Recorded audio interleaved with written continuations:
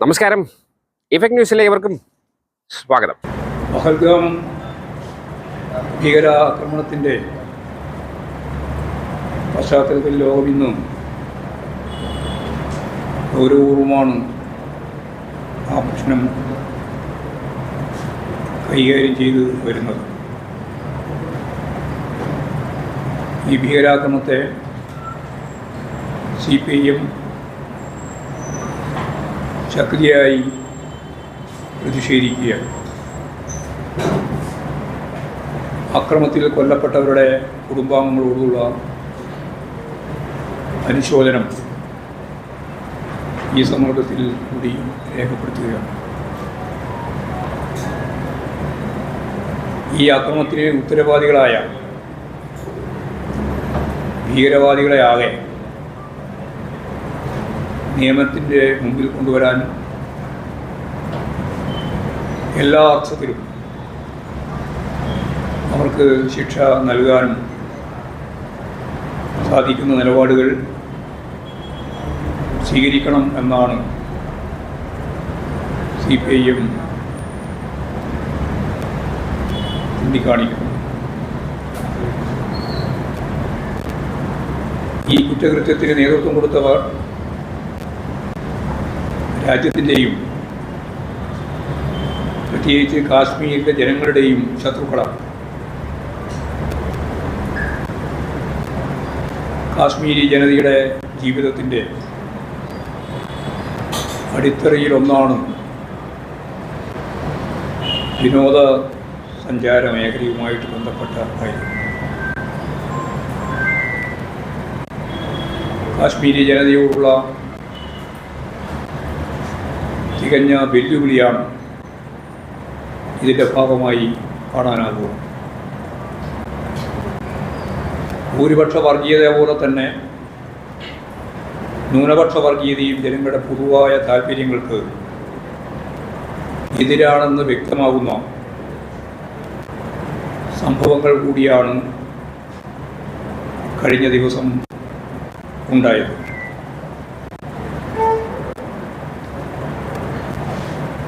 കാശ്മീരിൽ ഇതുപോലെ ഒരവസ്ഥയുണ്ടായതിന് ഇടയാക്കിയത് സംബന്ധിച്ച് സർവകക്ഷി യോഗത്തിലായാലും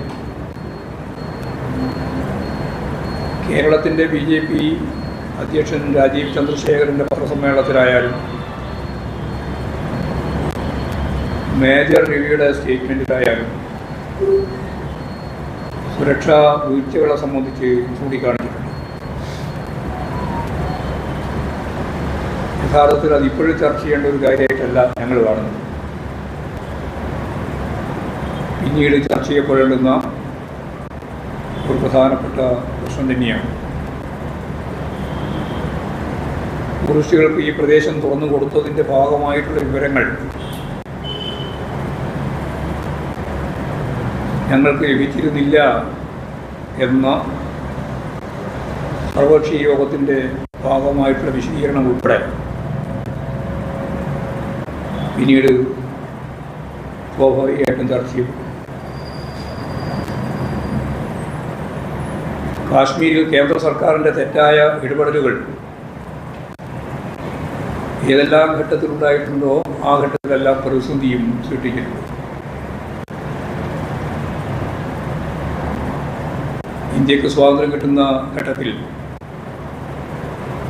രാജ്യത്തിൻ്റെ അതിർത്തി പ്രദേശങ്ങളിൽ വർഗീയ സംഘർഷം ശക്തിപ്പെട്ടതിൻ്റെ ഭാഗമായിട്ട് അന്ന് നൂറുകണക്കിന് ആളുകളാണ് കൊലയ്യപ്പെട്ടത്. ആ ഘട്ടത്തിലെല്ലാം കാശ്മീർ സമാധാനപരമായിട്ട് മുന്നോട്ടേക്ക് പോകുന്നതായി കാണാൻ സാധിച്ചിരുന്നു. അന്നും നവകാലിയിൽ ഉണ്ടായ കലാപ ശ്രമങ്ങൾ ശമിപ്പിക്കാൻ വേണ്ടി ഇടപെട്ട മഹാത്മാഗാന്ധി കാശ്മീരിനെ വിശേഷിപ്പിച്ചത് സൗഗന്ധിക പൂക്കൾ വിടരുന്ന കാശ്മീർ എന്നായി. മതസൗഹാർദ്ദത്തിലും സമാധാനത്തിലും അടിയുറച്ചു നിന്നുകൊണ്ട് മുന്നോട്ടേക്ക് നീങ്ങിയ ഒരു ചരിത്രമാണ്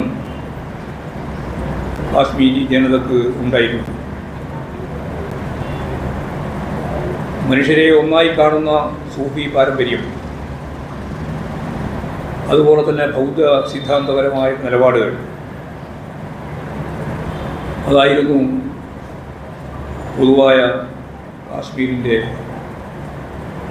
ആശയതലം. യഥാർത്ഥത്തിൽ പാകിസ്ഥാനിലുണ്ടായിരുന്ന മുസ്ലിം ജനസംഖ്യയുടെ ഏതാണ്ട് അത്രത്തോളം ശതമാനത്തോളം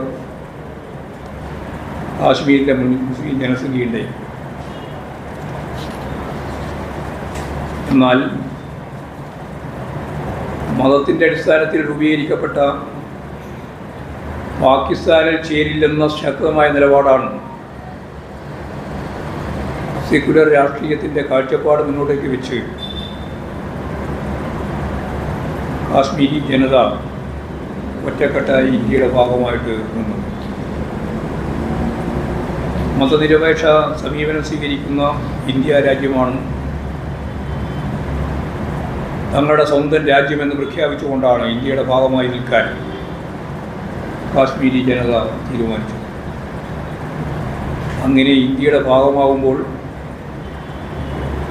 ഓരോ പ്രദേശത്തെ ജനതക്കും അവിടുത്തെ സവിശേഷതകൾ കൃത്യമായി കണക്കിലെടുത്ത് ആ സവിശേഷതകളെ ആധാരമാക്കി നിലപാടുകൾ കേന്ദ്ര ഗവൺമെൻറ് അന്ന് സ്വീകരിച്ചു. അതിൻ്റെ അടിസ്ഥാനത്തിലാണ് 370-ാം വകുപ്പിൻ്റെ സംരക്ഷണം കാശ്മീർ ജനതക്ക് ഇന്ത്യ നൽകിയത്. ഇടതുപക്ഷ സർക്കാരുകൾ ഭരിച്ച സംസ്ഥാനങ്ങളെപ്പോലെ ഭൂപരിഷ്കരണ നിലപാടുകൾ നടപ്പിലാക്കാൻ സാധിച്ച ഒരു സംസ്ഥാനമാണ് കാശ്മീർ. അവിടെയുള്ള ജനാധിപത്യ സർക്കാരിന് ആ നിലപാട് സ്വീകരിക്കാൻ കഴിഞ്ഞിട്ടുണ്ട്. അത്തരത്തിൽ മതനിരപേക്ഷതയും ഭൂപരിഷ്കരണവും മുന്നോട്ടേക്ക് വെച്ച ഒരു ഭരണ സംവിധാനമായിരുന്നു കാശ്മീരിൽ വികസിച്ച് വന്നിരുന്നത്. എന്നാൽ കാശ്മീരി ജനതയുടെ ഈ സവിശേഷതയെ അംഗീകരിക്കാതെ കേന്ദ്രത്തിലെ സർക്കാരുകൾ നടത്തിയ ഇടപെടലുകളാണ് കാശ്മീരിനെ അസ്വസ്ഥമാക്കിയത് എന്ന കാര്യം കാശ്മീരിൻ്റെ ചരിത്രം പരിശോധിക്കുമ്പോഴെല്ലാവർക്കും മനസ്സിലാക്കാൻ കഴിയുന്ന ഒന്നാണ്. കാശ്മീരിൻ്റെ 370-ാം വകുപ്പ് എടുത്തു മാറ്റുന്നതിനെതിരെ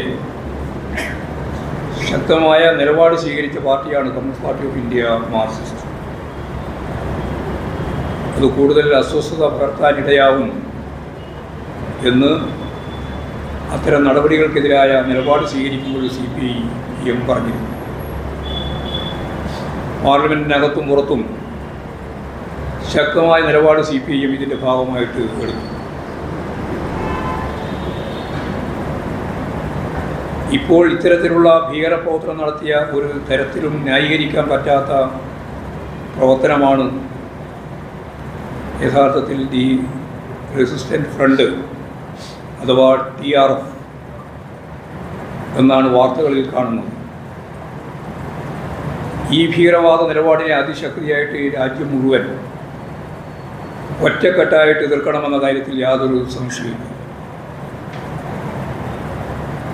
ഈ സംഘടന രൂപീകരിക്കുന്നതിനിടയായ സാഹചര്യം കേന്ദ്ര സർക്കാർ 2019 കാശ്മീരിൻ്റെ പ്രത്യേക പദവി ഇല്ലാതാക്കിക്കൊണ്ട് ആർട്ടിക്കിൾ 370 റദ്ദാക്കിയ കേന്ദ്ര സർക്കാർ നടപടിയുടെ പശ്ചാത്തലത്തിലാണ് എന്നുകൂടി ചേർത്ത് വായിക്കുമ്പോഴാണ് ഇതിൻ്റെ അർത്ഥം പൂർണ്ണമായിട്ട് മനസ്സിലാകുക.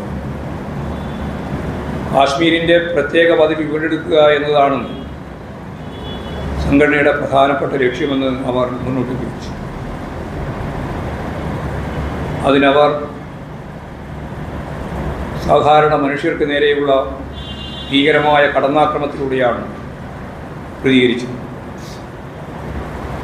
മനസാക്ഷിയുള്ള ഒരു മനുഷ്യനും ന്യായീകരിക്കാൻ പറ്റാത്ത ഈ സംഭവത്തിനുള്ള കൃത്യമായ മറുപടി രാഷ്ട്രീയമായും ഭരണപരമായും ദ്രോഹിക്ക് തന്നെ പോകണം എന്ന കാര്യത്തിൽ യാതൊരു സംശയമില്ല. കൂടുതൽ മതനിരപേക്ഷ സമീപനം സ്വീകരിച്ചുകൊണ്ടും കാശ്മീരികളുടെ സംയോജനം രണ്ട് കേന്ദ്രഭരണ പ്രദേശമാക്കി മാറ്റുകയാണ് ഇപ്പോൾ ചെയ്തത്. സ്വയംഭരണാവകാശത്തെ അംഗീകരിച്ചുകൊണ്ടും മാത്രമേ കാശ്മീരിലെ പ്രശ്നങ്ങൾ പരിഹരിക്കാനാവൂ എന്ന യാഥാർത്ഥ്യത്തിലേക്ക് നാം ഗൗരവപൂർവം വിരൽ ചൂണ്ടേണ്ടതായിട്ടുണ്ട്.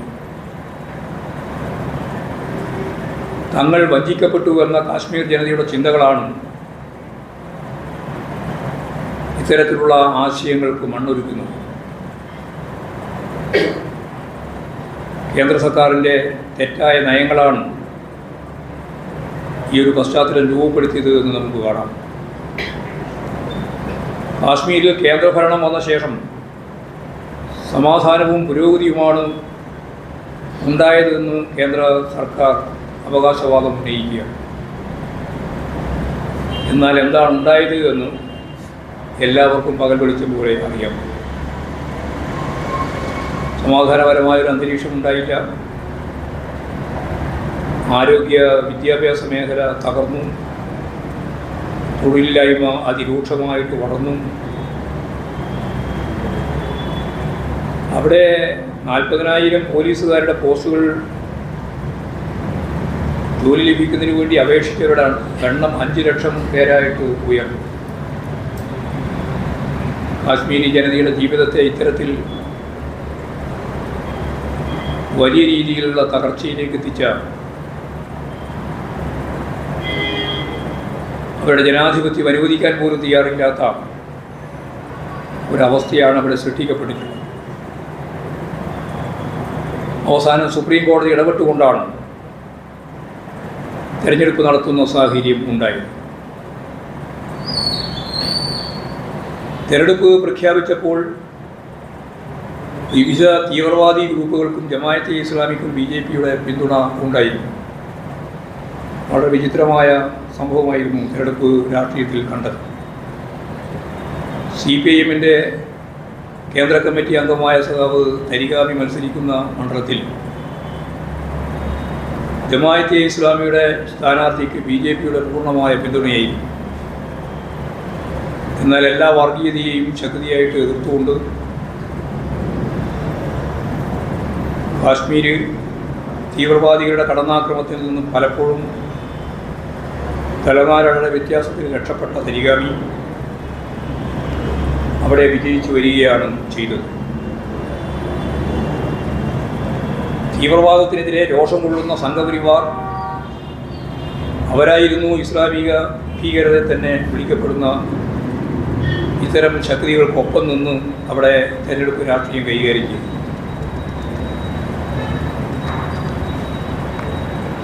എല്ലാ ഭീകരതയും മനുഷ്യ സമൂഹത്തിനും ജനകീയ താല്പര്യങ്ങൾക്കുമെതിരാണ് എന്നും വരുന്ന ഓരോ സംഭവങ്ങളും നമ്മളെ ഓർമ്മിപ്പിക്കുകയാണ്. ഇതുപോലുള്ള നിരവധി സംഭവങ്ങളാണ് ഇന്ത്യയുടെ വിവിധ മേഖലയിലുണ്ടായത്. 2006 സെപ്റ്റംബർ 8-നാണ് മഹാരാഷ്ട്രയിലെ മാലേഗാവിലും 2007 ഫെബ്രുവരി 18-ന് സംജോത് എക്സ്പ്രസ്സിലും അതേ വർഷം തന്നെ മെയ് 18-ന് ഹൈദരാബാദിലെ മക്ക മസ്ജിദിലും ഉണ്ടായ സ്ഫോടനങ്ങളിൽ ഹിന്ദുത്വ ഭീകരവാദ ഗ്രൂപ്പുകളാണ് നടപടികൾ സ്വീകരിച്ചത്. ഈ കേസുകളിൽ പ്രതിയായിരുന്ന പ്രഗ്യാ സിംഗ് ഠാക്കൂർ ജയിലിലും പുറകെയുമായി നിന്നും ഭോപ്പാലിൽ നിന്ന് ജയിച്ച് പാർലമെൻറ്റിലെത്തിയെന്ന കാര്യവും കാണുന്നത്. ഈ കേസുകളിൽ പ്രതിയായിരുന്നവരാണ് പിന്നീട് വലിയ തർക്കത്തിൻ്റെ ഭാഗമായിട്ട് വിട്ടയക്കപ്പെടുകയോ ശിക്ഷ ഇളവ് ചെയ്യുകയോ ചെയ്തിട്ടുള്ളത് എന്ന കാര്യവും അവർ RSUമായി സംഘപരിവാർ വിഭാഗങ്ങളുമായിട്ടുള്ള ബന്ധവും നമുക്ക് മനസ്സിലാക്കാൻ സാധിച്ചിട്ടുള്ളതാണ്. മനുഷ്യത്വമുള്ള ഒരാൾക്കും അംഗീകരിക്കാൻ പറ്റാത്തതും ഇന്ത്യയുടെ എല്ലാ വിഭാഗങ്ങളും ഒന്നായി ചേർന്ന് അപലപിച്ച സംഭവങ്ങളിൽ പോലും വർഗീയ ധ്രുവീകരണത്തെ അടിസ്ഥാനപ്പെടുത്തിയുള്ള രാഷ്ട്രീയ നിലപാടുകൾ സ്വീകരിക്കാനാണ് ഇവിടെ ഭൂരിപക്ഷ വർഗീയത ഉൾപ്പെടെ ശ്രമിച്ചത്.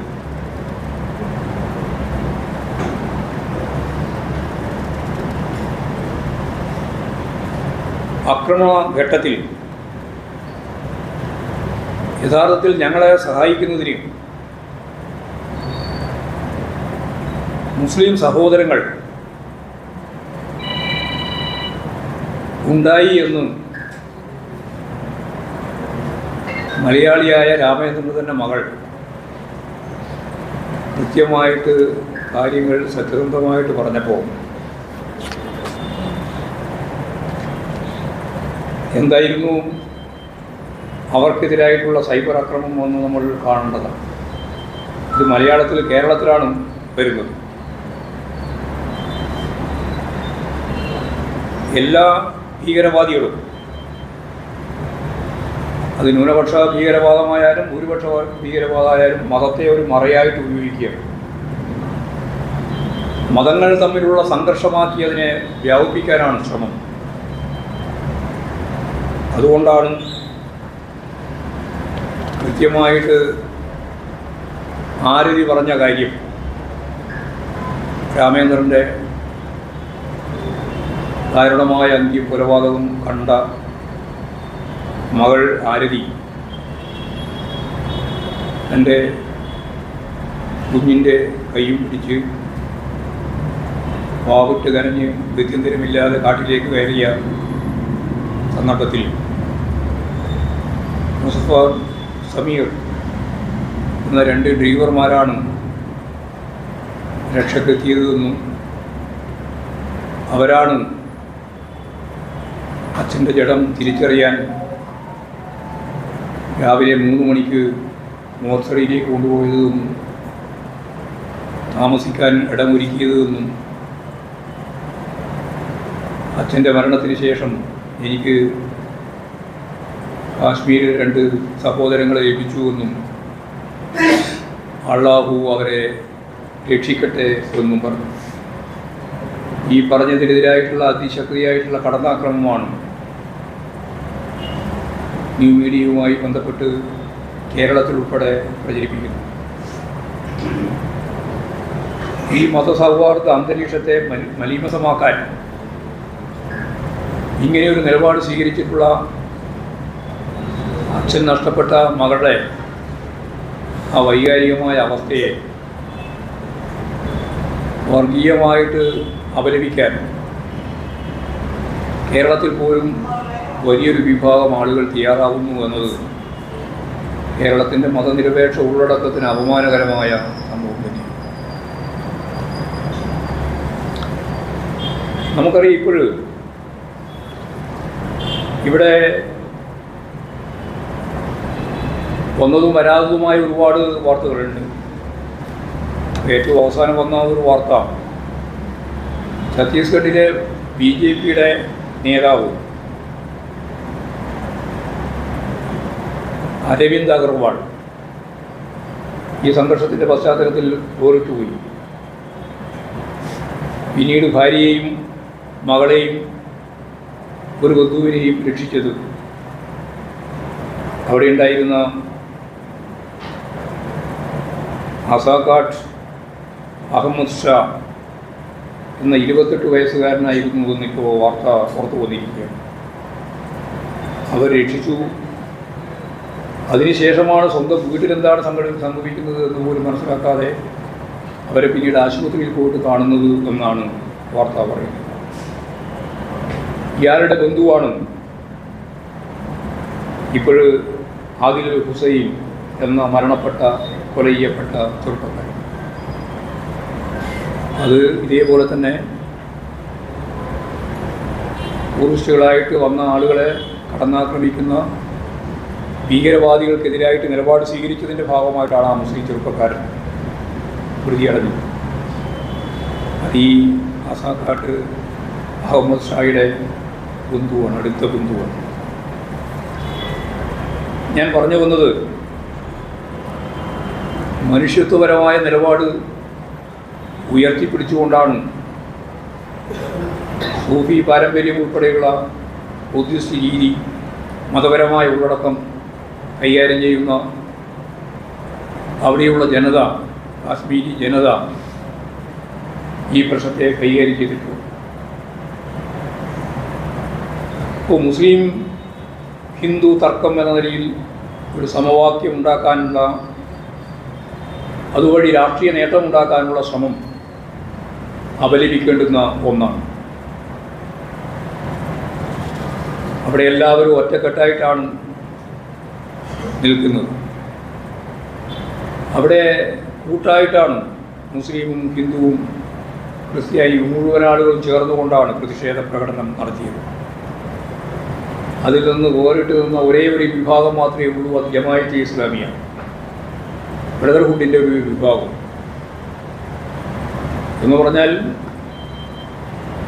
RSS പിന്തുണക്കുന്ന രാഷ്ട്രീയ ആവശ്യത്തിൽ ഉപയോഗിച്ചുകൊണ്ടിരിക്കുന്ന ജമ്മു ആൻഡ് കാശ്മീരിലെ ജമാഅത്തെ ഇസ്ലാമിയെ കൂടി യഥാർത്ഥത്തിൽ ഈ വർഗീയ ധ്രുവീകരണത്തിന് വേണ്ടിയിട്ട് എങ്ങനെയാണ് അവർ ഉപയോഗിക്കുന്നത് എന്നും ഇപ്പോഴും ഈ യോജിച്ച പ്രസ്ഥാനത്തിൽ ഇല്ലാതിരിക്കുന്നത് എന്തുകൊണ്ടാണെന്നും നല്ലപോലെ തിരിച്ചറിയേണ്ടത് അത്യാവശ്യം. അപ്പോൾ ഈ രീതിയിൽ ഭീകരവാദ ശക്തികൾക്കെതിരായി ഒറ്റ മനസ്സോടെ എല്ലാ ജാതി മതവിഭാഗങ്ങളെയും ഒത്തുചേർത്തുകൊണ്ട് മതനിരപേക്ഷ ഉള്ളടക്കത്തോടെ മുന്നോട്ടേക്ക് പോകാൻ നമുക്ക് സാധിക്കണം. മതത്തിൻ്റെ പരിഗണനയിലല്ല, മനുഷ്യൻ്റെ ജാതിയും മതവുമല്ല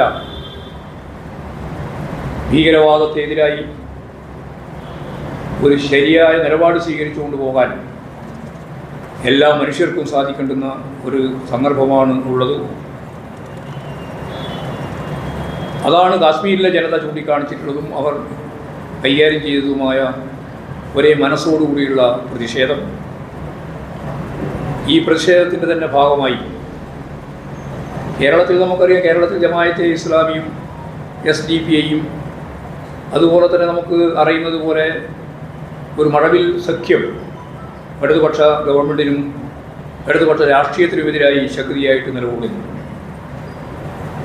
ഈ ഭീകരവാദ പ്രസ്ഥാനത്തെ ഇപ്പോഴും ന്യായീകരിക്കുന്ന ജമാഅത്തെ ഇസ്ലാമിയുമായിട്ട് ബന്ധപ്പെട്ടുകൊണ്ടാണ് കേരളത്തിലെ UDFും BJPയും ഇടതുപക്ഷത്തിനെതിരായ കടന്നാക്രമണം നടത്തുന്നത് എന്ന കാര്യം ഈ സന്ദർഭത്തിൽ ഗൗരവപൂർവ്വം തന്നെയാണ് ഉന്നയിക്കേണ്ടത്.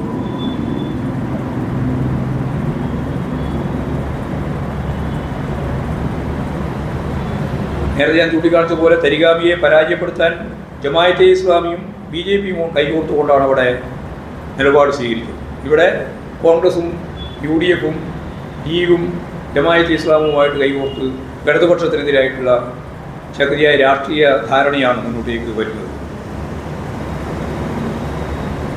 വലതുപക്ഷ ശക്തികൾ ഭീകരവാദത്തിനെതിരായ നിലപാട് സ്വീകരിക്കുമ്പോൾ തന്നെ അവയെ പ്രോത്സാഹിപ്പിക്കുന്ന ജമാഅത്തെ ഇസ്ലാമുമായിട്ടുണ്ടാക്കുന്ന ബന്ധം നേരത്തെ തന്നെ ചൂണ്ടിക്കാണിച്ചതുപോലെ ദൂരവ്യാപകമായ ഫലം ഉളവാക്കും എന്നതിൻ്റെ ഒരു ദൃഷ്ടാന്തമാണ് കാശ്മീർ പ്രശ്നത്തിൻ്റെ ഭാഗമായിട്ടുണ്ടായത് എന്ന കാര്യം ഞാൻ ചൂണ്ടിക്കാണിക്കുക. ഇപ്പോൾ കാശ്മീർ പ്രശ്നത്തിൻ്റെ ഭാഗമായി വർഗീയ പ്രചരണം നടത്തുന്നതിനുള്ള ശ്രമങ്ങൾ ജനങ്ങൾ നന്നായിട്ട് തിരിച്ചറിയണം എന്നാണ് എനിക്ക് അഭ്യർത്ഥിക്കാനുള്ളത്. കാശ്മീരിയെയും ഇന്ത്യയിലെയും ലോകത്തെമ്പാടുമുള്ള ജനത ഒറ്റക്കെട്ടായി ഭീകരവാദത്തിനെതിരായിട്ട് രംഗത്ത് വരേണ്ടതിൻ്റെ ആവശ്യം വളരെ പ്രധാനമാണ്. ഇത് തിരിച്ചറിഞ്ഞ് മുന്നോട്ടേക്ക് പോകാൻ നമുക്കാവണം. ഇതിൻ്റെ പേരിൽ ഏതെങ്കിലും മതവിഭാഗങ്ങളെ പ്രതിക്കൂട്ടിലാക്കാനുള്ള ശ്രമങ്ങളെ നമ്മൾ കൃത്യമായിട്ട് ഞാൻ നേരത്തെ പറഞ്ഞ പോലെ മനസ്സിലാക്കാൻ കഴിയണം. എല്ലാ മതവിഭാഗങ്ങളെയും ചേർത്തുകൊണ്ടാണ്. ഈ വർഗീയതക്കും ഭീകരവാദത്തിനും മതമില്ല. മതം ഒരു ഉപകരണമായിട്ട് ഉപയോഗിച്ചുകൊണ്ടിരിക്കുകയാണ് എന്നുള്ളതാണ് എല്ലാ കാലത്തെയും ലോകത്തിൻ്റെ അനുഭവം. അതുകൊണ്ട് ആളുകളെ വളരെ വേഗം വേർതിരിക്കുന്നതിന് വേണ്ടിയിട്ടാണ് ഈ പദം ഉപയോഗിച്ചുകൊണ്ടിരിക്കുന്നത്. അപ്പോൾ ഭീകരവാദികൾക്ക് യഥാർത്ഥത്തിൽ മതപരമായ കാഴ്ചപ്പാടല്ല, അന്ധമായ ഭീകര പ്രസ്ഥാനത്തിൻ്റെ ഭാഗമായിട്ട് നിലപാടുകളാണ്. അതിനെ എതിർത്ത് പരാജയപ്പെടുത്താൻ സാധിക്കേണ്ടതുണ്ട് എന്നുള്ളതുകൊണ്ട് ഞങ്ങളിപ്പോൾ പാർട്ടി എന്ന രീതിയിൽ തന്നെ ഇതിനെതിരായിട്ടുള്ള പ്രതിഷേധം ഞങ്ങളിവിടെ 23-ാം തീയതി പാർട്ടിയുടെ സംസ്ഥാന കമ്മിറ്റി ഓഫീസ് ഉദ്ഘാടനം ചെയ്ത സന്ദർഭത്തിൽ 2 അനുശോചന പ്രമേയങ്ങളാണ് ഞങ്ങൾ അംഗീകരിച്ചത്.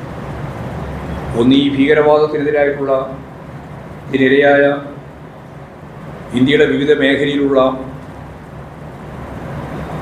ആ കൊലപാതകത്തിൻ്റെ ഭാഗമായിട്ട് ജീവൻ നഷ്ടപ്പെട്ടവരുടെ അനുശോചനം, അവരുടെ അനുശോചനം. മറ്റൊന്ന് മാർപ്പാപ്പയുടെ അനുശോചനം. ഞങ്ങൾ വളരെ വ്യക്തമായിട്ട് കാണുന്നത് വിവിധ രീതിയിലുള്ള ശക്തിയായിട്ടുള്ള ഏകോപന പ്രവർത്തനങ്ങൾ ഭീകരവാദത്തിനെതിരെ കേരളത്തിലും അങ്ങിങ്ങായിട്ട് നടന്നിട്ടുണ്ട്. അതുകൊണ്ട് ഏപ്രിൽ 29, 30 തീയതികളിൽ സംസ്ഥാനത്തെ എല്ലാ ഏരിയകളിലും വൈകുന്നേരം ഭീകരവാദത്തിനെതിരെ മാനവികത എന്ന മുദ്രാവാക്യം ഉയർത്തിപ്പിടിച്ച് വിപുലമായ രീതിയിലുള്ള സദസ്സുകൾ സംഘടിപ്പിക്കണമെന്ന് ഇപ്പോൾ തീരുമാനിച്ചിട്ടുണ്ട്. കേരളത്തിലെ ജനങ്ങൾ ഒറ്റക്കെട്ടായി മതനിരപേക്ഷതയിൽ ഊന്നി ഭീകരവാദത്തിനെതിരായിട്ട് നിലകൊള്ളുമെന്ന മാനവികത ഉയർത്തിപ്പിടിക്കുന്ന സമീപനം ഉയർത്തണം എന്ന് തന്നെയാണ് ഞങ്ങൾ തീരുമാനിച്ചത്. എല്ലാവരുടെയും പിന്തുണ ഇതിനുണ്ടാവണം എന്ന് ഞാൻ അഭ്യർത്ഥിക്കുകയാണ്. വളരെ പ്രധാനപ്പെട്ട മറ്റൊരു കാര്യം ഈ സന്ദർഭത്തിൽ ചൂണ്ടിക്കാണിക്കാനുള്ളത്, RSS, BJP, സംഘപരിവാർ വിഭാഗങ്ങൾക്ക് സ്വാതന്ത്ര്യ സമര സേനാനികൾ ഇല്ല. കാരണം അവർ സ്വാതന്ത്ര്യ സമര പങ്കാളികളല്ല, RSS ഉൾപ്പെടെ. ഒരു ഘട്ടത്തിൽ നമുക്കറിയാം RSSനെ നിരോധിക്കുന്നതിന് നേതൃത്വം കൊടുത്ത അന്നത്തെ ആഭ്യന്തര വകുപ്പ് മന്ത്രിയായിരുന്നു പട്ടേൽ. പട്ടേലിനെ BJPയുടെ ഭാഗമാക്കാനുള്ള ശ്രമം അവർ നടത്തി. കേരളത്തിൽ തന്നെ കരുണാകരനെ ഒപ്പം നിർത്താൻ പറ്റുമോ എന്നുള്ള ശ്രമം പത്മജിയിലൂടെ BJP നടത്തിയിട്ടുണ്ട്. ഇപ്പോൾ ചേറ്റൂർ ശങ്കരൻ നായരെ BJPയുടെ ഭാഗമാക്കാനാണ് ശ്രമം.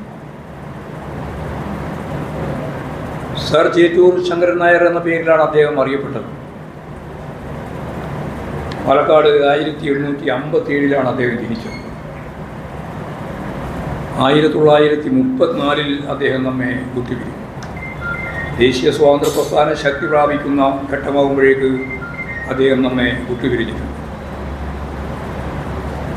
1894 ഇന്ത്യയുടെ ചരിത്രത്തിലാദ്യമായിട്ടൊരു മലയാളി ഇന്ത്യൻ നാഷണൽ കോൺഗ്രസിൻ്റെ പ്രസിഡൻ്റായത് ചേറ്റൂർ ശങ്കരൻ നായർ. അതിനു മുമ്പും അതിന് ശേഷവും വേറെ ആരും കോൺഗ്രസിൻ്റെ ഇന്ത്യൻ നാഷണൽ കോൺഗ്രസിൻ്റെ പ്രസിഡൻ്റായിട്ട് കേരളത്തിൽ നിന്നുണ്ടായിരുന്നു, മലയാളി ഉണ്ടായിരുന്നു. അദ്ദേഹം പ്രമുഖ അഭിഭാഷകൻ എന്ന രീതിയിൽ ചെന്നൈയിലാണ്, അന്ന് മദ്രാസ്, ഇവിടെയുള്ള പാലക്കാട് വിദ്യാഭ്യാസം കഴിഞ്ഞ് അവിടെ അദ്ദേഹം പ്രാക്ടീസ് ചെയ്യുകയും ആ സന്ദർഭത്തിലാണ് കോൺഗ്രസുമായിട്ട് അദ്ദേഹം ബന്ധപ്പെട്ടത്, സജീവ നേതാവായിട്ട് മാറിയത്. ഞാൻ നേരത്തെ പറഞ്ഞതുപോലെ അദ്ദേഹം ഇന്ത്യൻ നാഷണൽ കോൺഗ്രസിൻ്റെ പ്രസിഡൻ്റായി തിരഞ്ഞെടുക്കപ്പെട്ട ഏറ്റവും പ്രായം കുറഞ്ഞ പ്രസിഡൻ്റായി. ഗാന്ധിയുടെ നിലപാടിനെ ഉൾപ്പെടെ ശക്തിയായിട്ട് എതിർത്തുകൊണ്ടിരുന്ന പല സമീപനങ്ങളും അദ്ദേഹം സ്വീകരിച്ചിട്ടുണ്ട്. ജാലിയൻ വാലാബാഗ് സംഭവത്തെ തുടർന്ന് 1919 വൈസ്രോയിയുടെ എക്സിക്യൂട്ടീവ് കൗൺസിലിൽ നിന്ന് അദ്ദേഹം രാജിവെച്ചു. ബ്രിട്ടീഷുകാർക്കെതിരായിട്ട് അതിശക്തിയായ രീതിയിലുള്ള നിയമയുദ്ധം നടത്തി. ഡയറിനെതിരായിട്ടുള്ള കേസ് അദ്ദേഹം ബ്രിട്ടനിൽ പോയിട്ടാണ് വാദിച്ചത്. 5.5 ആഴ്ച നീണ്ടുനിന്ന വാദം. അവസാനം 12 ജഡ്ജിമാരിൽ ഒരാൾ ഒഴിച്ച് ബാക്കി 11 പേരും യോജിച്ച് ഇദ്ദേഹത്തെ ശിക്ഷിച്ചു. അന്ന് $500 കോടതി ചെലവുമായി പിഴ. മാപ്പ് പറഞ്ഞാൽ രക്ഷപ്പെടാം എന്നൊന്ന് പറഞ്ഞിരുന്നു. പക്ഷേ ചേറ്റൂർ ശങ്കരൻ നായർ മാപ്പ് പറയാൻ തയ്യാറായില്ല, പിഴയടച്ച് തിരിച്ചു വരികയും. ആ കേസ് തോറ്റെങ്കിലും ഇന്ത്യയിൽ അങ്ങോളം ഇങ്ങോളം ലോകത്ത് തന്നെ ബ്രിട്ടീഷുകാർ നടത്തിക്കൊണ്ടിരിക്കുന്ന ജാലിയൻ വാലാബാഗ് പോലുള്ള സംഭവങ്ങളുടെ ക്രൂരമായ അവസ്ഥ ലോകത്തിന് മുമ്പിൽ അവതരിപ്പിക്കാൻ സാധിച്ചു എന്നുള്ളതാണ്. ഞാനതിൻ്റെ വിശദീകരണത്തിലേക്ക് കടക്കാനല്ല ഉദ്ദേശിക്കുന്നത്. ഇങ്ങനൊരു ചരിത്രമുണ്ട് എന്നുള്ളത് മനസ്സിലാക്കാൻ കോൺഗ്രസ്സുകാർക്ക് ഇപ്പോഴാണ് സൗകര്യം കിട്ടിയത് ഒരു സിനിമ വന്നത്. കോൺഗ്രസിൻ്റെ അഖിലേന്ത്യാ പ്രസിഡന്റിൻ്റെ അനുസ്മരണ സമ്മേളനം നടത്താൻ അവർക്ക് സാധിക്കുമായിരുന്നില്ല. അങ്ങനെ സാധിക്കുന്നില്ല എന്ന് വന്നപ്പോൾ ഈ ഒരു സിനിമ കണ്ടിട്ട് നരേന്ദ്രമോദി ആ സിനിമയെപ്പറ്റി പരാമർശിച്ച ഉടനെ തന്നെ കോൺഗ്രസ്സുകാർക്ക് മനസ്സിലായത് ഇങ്ങനെ ഒരാളുണ്ട് എന്നും BJPക്കാർക്ക് മനസ്സിലായത് ഇങ്ങനെ ഒരാളെ നമുക്ക് തട്ടിയെടുക്കാം എന്ന് പറഞ്ഞാൽ നമുക്ക് സ്വാതന്ത്ര്യ സമര പോരാളികളില്ലാതുകൊണ്ട് ഇങ്ങനെയുള്ള ഒരാളെ ചേറ്റൂർ ശങ്കരൻ നായർ നമുക്ക് നമ്മുടേതാക്കി മാറ്റാമെന്ന് RSകാർ തീരുമാനിച്ചു. ഇതിനിടെയാണ് അനുസ്മരണ ദിനം. അന്ന് BJPക്കാർ രാവിലെ പോയി, അത് കഴിഞ്ഞ് കുറച്ച് കഴിഞ്ഞപ്പോൾ കോൺഗ്രസ്സുകാർ പോയി. പരിഹാസ്യമായ ഒരു അവസ്ഥയാണ്. കോൺഗ്രസ് ദേശീയ സ്വാതന്ത്ര്യ പ്രസ്ഥാനത്തിൻ്റെ ഭാഗമായിട്ട് നിലനിന്ന് പോരാടിയ ലോകപ്രശസ്തനായ മലയാളിയായ ശങ്കരൻ നായരെ പോലും മറക്കുന്നു, ഇത്രയും കാലം മറന്നിരിക്കുന്നു. അവിടേക്ക് ആ സ്പേസിൽ കടക്കാൻ BJP അതിശക്തിയായിട്ട് മുന്നോട്ടേക്ക് വരുന്നു എന്നുള്ള പരിഹാസ്യമായ ഒരു ചിത്രമാണ് ഈ പ്രശ്നത്തിൻ്റെ ഭാഗമായിട്ടുണ്ടായത്. ദേശീയ സ്വാതന്ത്ര്യ പ്രസ്ഥാനത്തിൻ്റെ ഭാഗമായിട്ട് പ്രത്യേകിച്ച് ജാലിയൻവാലാ ബാഗ് ഉൾപ്പെടെയുള്ള പ്രശ്നങ്ങളെ ലോകോത്തരമായ രീതിയിൽ ഉയർത്തിക്കൊണ്ടുവന്ന് ബ്രിട്ടീഷ് സാമ്രാജ്യത്വത്തിൻ്റെ കടന്നാക്രമണത്തിൻ്റെ രീതി ഡയറിൻ്റെ സമീപനം ലോകത്തിൻ്റെ മുന്നിൽ അവതരിപ്പിച്ച് കേസ് നടത്തി ആ കേസിൻ്റെ ഭാഗമായിട്ട് പിഴയടച്ച് അതിനെ തുടർന്ന് വീണ്ടും ശക്തമത്തായ രീതിയിൽ മുന്നോട്ടേക്ക് പോയി. കോൺഗ്രസിൻ്റെ ഞാൻ നേരത്തെ പറഞ്ഞ പോലെ ഇന്ത്യൻ നാഷണൽ കോൺഗ്രസിൻ്റെ ഏറ്റവും ചെറിയ പ്രായം കുറഞ്ഞ പ്രസിഡൻ്റായി പ്രവർത്തിച്ച കോൺഗ്രസ് നേതാവിനെ പോലെ ഉൾക്കൊള്ളാൻ കേരളത്തിലെ കോൺഗ്രസ്സിന്, ഇന്ത്യയിലെ കോൺഗ്രസ് സാധിക്കേണ്ടതാണ്, കേരളത്തിലെ കോൺഗ്രസ്സിന് പോലും മലയാളിയാണല്ലോ അദ്ദേഹം, സാധിക്കുന്നില്ല എന്നുള്ളതാണ്. ഇപ്പോഴാണ് അതിൻ്റെ ഭാഗമായിട്ട് ഞാൻ ഈ പറഞ്ഞതുപോലെ ഒരു ഭാഗത്ത് BJP, വേറൊരു ഭാഗത്ത് കോൺഗ്രസ് അവകാശവാദം ഉന്നയിച്ചുകൊണ്ടിട്ടുണ്ട്. BJPക്ക് അവകാശവാദം ഉന്നയിക്കാൻ ഒരവകാശമില്ലാത്ത ഒരു കാര്യത്തിൻ്റെ മേലെ കോൺഗ്രസ്സുകാർ മറന്നുപോയ അവരുടെ ദേശീയ രാഷ്ട്രീയത്തിലെ സമുന്നതനായ നേതാവിനെ ഓർമ്മിക്കാൻ അവർ ഇപ്പോഴെങ്കിലും ഒരു ദിവസം തയ്യാറായി എന്നുള്ളത് ശരി. പക്ഷേ ഇതാണ് കോൺഗ്രസിൻ്റെയും ഒരു അവസ്ഥ എന്ന കാര്യം കൂടി സാന്ദർഭികമായിട്ട് ഞാൻ ഈ സന്ദർഭത്തിൽ പറഞ്ഞു. രാഷ്ട്രീയം കൃത്യമായിട്ട് എല്ലാ സന്ദർഭത്തിലും ചർച്ച ചെയ്തുകൊണ്ടിരിക്കുകയും ഇത് പ്രത്യേകതയുള്ളത് കൊണ്ട് മാത്രം ചർച്ച ചെയ്യും. ഏത്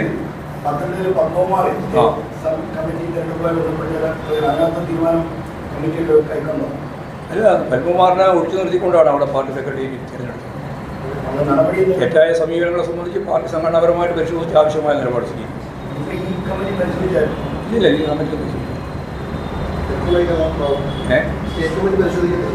കമ്മിറ്റി സ്റ്റേറ്റ് കമ്മിറ്റി പരിശോധിക്കുന്നില്ല. ഇതിന് വേറെ എന്തൊക്കെയോ ഒരുപാട് കാര്യങ്ങൾ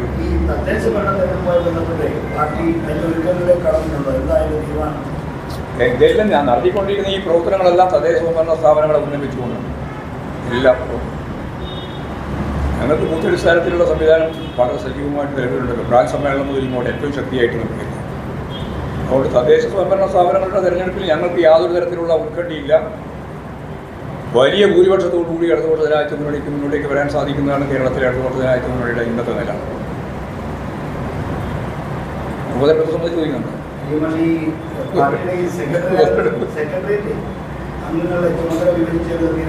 ആ സ്റ്റേറ്റ് കമ്മിറ്റിയാണ് തീരുമാനിക്കുന്നത്. നാളെ തീരുമാനം. ഇന്നൊന്നുമല്ല, അതിന് ഒരു വിഷയമില്ല. നിങ്ങൾക്കുള്ള വിഷയം നിങ്ങൾ കൊണ്ടാണെന്നുള്ളത് മാത്രം. ഞങ്ങൾക്കതിൽ അതൊരു വിഷയമില്ല. ആയിട്ടില്ല. കുഴപ്പമില്ല. പ്രൈവറ്റ് സെക്യൂരിറ്റിയുടെ ഒരു ദിവസം ഇല്ലാതെ കൊണ്ടുകൊണ്ട് എന്ത് സംഭവിക്കാനാണ്? അതെല്ലാം ഒരു സംവിധാനം അങ്ങനെ രൂപപ്പെട്ട് നടന്ന് മുന്നോട്ടേക്ക് പോകല്ലേ, തീരുള്ളൂ. അതിൻ്റെ ചുമതലയെല്ലാം എടുത്ത് ആളുകൾ വർക്ക് ചെയ്ത് പഠിക്കുന്നുണ്ട്.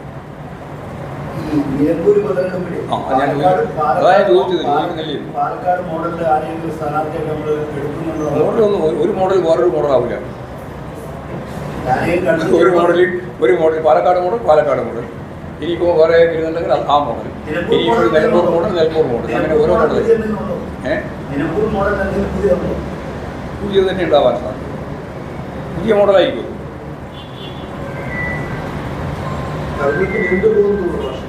തിരഞ്ഞെടുപ്പ് നീണ്ടുപോകുന്നു, അത് അവർ തീരുമാനിക്കട്ടെ. ഇലക്ഷൻ കമ്മീഷനാണല്ലോ പ്രഖ്യാപിക്കേണ്ടത്. നമുക്കതിനകത്ത് വേറൊന്നും ചെയ്യാനില്ല. കാശ്മീരിൽ പ്രത്യാഘാതത്തിൻ്റെ ഭാഗമായിട്ട് എന്താണ് സംഭവിക്കുന്നതെന്ന് പറയാൻ പറ്റില്ല. അത് അവർ ചെയ്യേണ്ട കാര്യം.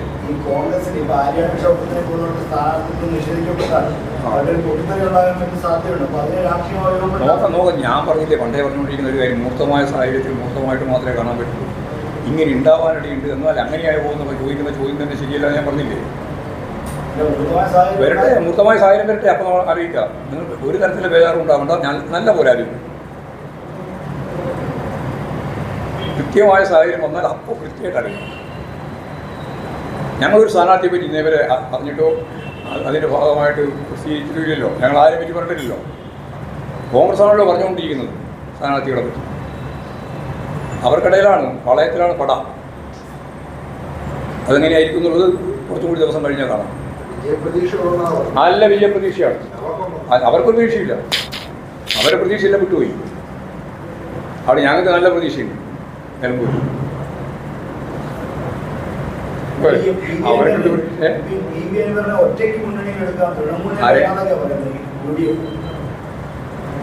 ഞങ്ങൾക്ക് ഈ അൻവർ ഇവിടെ പോകുന്നത് ഞാൻ പണ്ടേ പറഞ്ഞുകൊണ്ടിരിക്കുക. നിങ്ങളോട് തന്നെ 100 പ്രാവശ്യമായി പറയുന്നത് അൻവർ UDF കേരളത്തിലെ പൊളിറ്റിക്സിൽ 2 ഭാഗമുണ്ട്. ഒന്നുകിൽ LDF അല്ലെങ്കിൽ UDF. അതിൻ്റെ ഇടയിൽ നിന്നിട്ട് എന്ത് തൃണമൂൽ കോൺഗ്രസ്, എന്ത് DMK, ഇവിടെ ഒന്നുമില്ല. ഇവിടെ ഉള്ളത് ഇതേ ഉള്ളൂ. ഒന്നുകിൽ LDFിൻ്റെ ഭാഗമായി നിൽക്കുക, അല്ലെങ്കിൽ UDFിൻ്റെ ഭാഗമായി നിൽക്കുക. LDFിൻ്റെ ഭാഗമായിട്ട് വിട്ടതിന് ശേഷം പിന്നെ അയാൾ UDFിൻ്റെ ഭാഗമാണ്. ഞങ്ങൾ അപ്പോഴേ വിട്ടു. ഞങ്ങൾക്കതിൽ വിവാദം പ്രശ്നമൊന്നുമില്ല. അയാൾ പിടിച്ചേർന്ന് നേരെ പോകുന്നത് ഞങ്ങൾക്ക് നോക്കേണ്ട കാര്യമില്ല. ഞങ്ങളുടെ ഒരു പാർട്ടി മെമ്പർ പോലും അൻവറിൻ്റെ ഒപ്പം പോയിട്ടു.